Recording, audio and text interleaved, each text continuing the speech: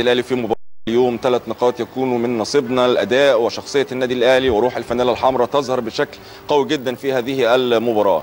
جدول الدوري وترتيب الفريقين، مباراه ليها حسابات كثيره جدا. يمكن المناخ اللي انت اتكلمت عليه انا هتكلم عليه هنا في الاسكندريه بس بشكل مختلف يا عمر. المناخ هنا صعب جدا، يمكن امطار كثيره جدا من بدايه اليوم الساعه 3، يمكن ليل امس كان الامطار متواصله حتى صباح اليوم. يعني في فترات متقطعه جدا بيكون فيها الامطار متوقفه، لكن بشكل عام الجو صعب جدا في الاسكندريه. ملعب المباراه بالتاكيد يمكن في بعض الصور يمكن بتتوافد علينا وبتجينا، لكن بعض الصور المتواجده لا، في ميه كتير جدا متواجده في الملعب. انت عارف ان ارضيه الملعب يعني مستهلكه بشكل كبير، بغض النظر ان يكون في امطار. مع الامطار الامر هيبقى صعب جدا. معلومات ايضا بتجينا كمان عن لا نيه في تاجيل المباراه، وايضا في نفس الوقت ان من المحتمل مع سقوط الامطار الشديده جدا حاج عامر حسين هيكون متواجد في الاسكندريه في استاد برج العرب لمعاينه الملعب عن قرب وعن قرب جدا. كمان الامور كلها طبعا بالنسبه للملعب بنتمنى ان الملعب يكون مهيئ، لكن بالشكل اللي احنا بنشوفه حتى هذه اللحظه يمكن الساعه دلوقتي عمر يمكن 1:15 ولسه الامطار متساقطه. في اللحظات اللي انا بكلمك فيها لا يمكن ما فيش امطار،